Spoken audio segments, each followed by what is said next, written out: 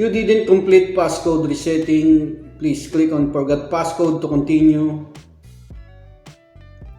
Sorry, we are unable to process due to some technical difficulties. Please try again later.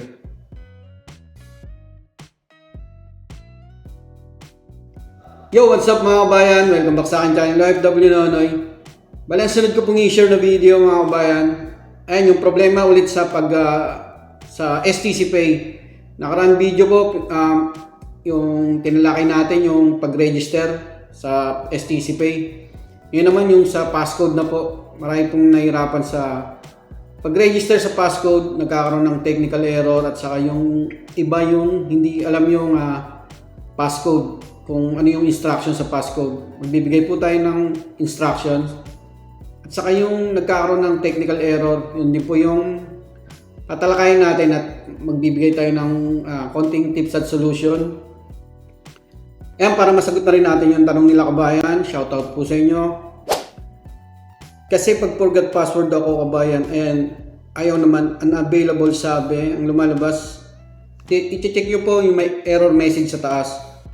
Sorry, we're unable to process due to some technical difficulties. Please try again later. Ito, pares din sila. Ganyan po lagi lumalabas. Pag forgot passcode, 1 week ko na po sinusubukan. Wala pa din laging ganyan nalabas. Pares sila.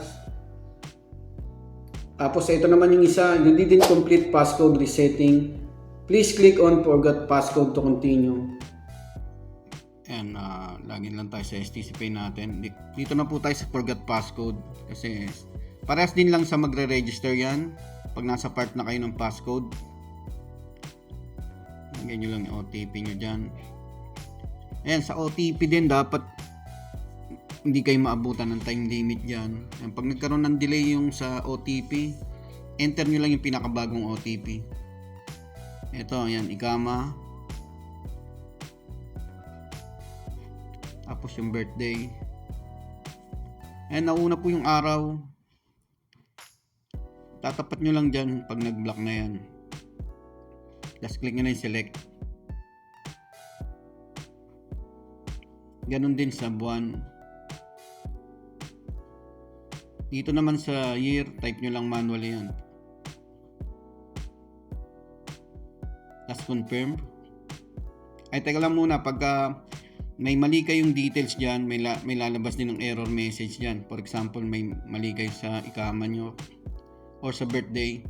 Kasi kung ano po yung nakaregister sa AppShare natin na information, yan po yung dapat ilalagay nyo. Kaya jump pa lang, pag may mali na kayo, may error message na po kagad, hindi po kayo makaka-proceed.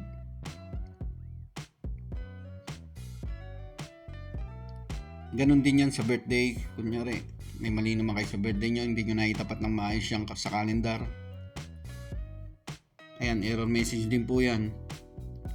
Kaya siguraduhin yung tama yung details nyo mga kabayan. Diyan pa lang. Tapos click nyo na yung confirm.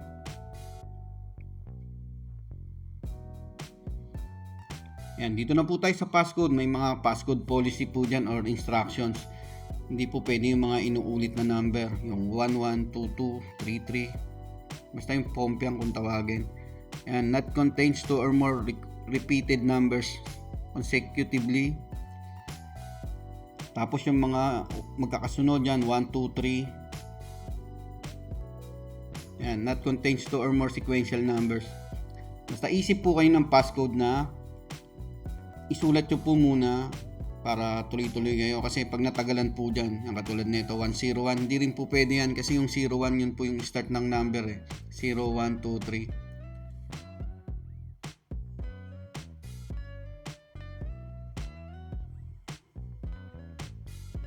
Yung katulad nyan, pag tinuloy-tuloy nyo yan, nag-error na, tapos kinlose nyo yung apps, hindi nyo natapos,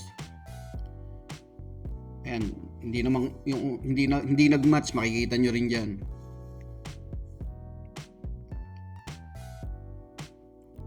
Ayan, for example sa reset passcode, hindi nyo na siya tinapos, tapos kinlose nyo yung apps, tapos maglalagin na lang ulit kayo, hindi po kayo makakalagin kasi nagkaroon na po kayo ng reset passcode. Ganito naman po ang lalabas dyan. And pagka ganyan pa rin yung error, yan, you didn't complete passcode resetting.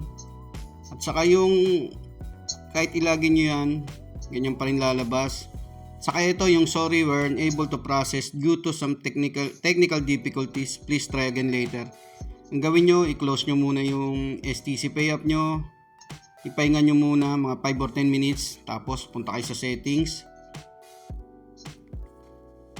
Punta kayo sa apps. Tapos manage apps. Hanapin nyo na yung STC Pay app. Ayan, alphabetical naman yan eh. Tapos storage. Ayan, nasa baba clear data. Clear data nyo lang storage. Tapos clear all data. Tapos okay nyo lang. Ayan, 0 na. Tapos gawin nyo, restart nyo po yung cellphone nyo. Bago po kayo mag-login, restart nyo muna.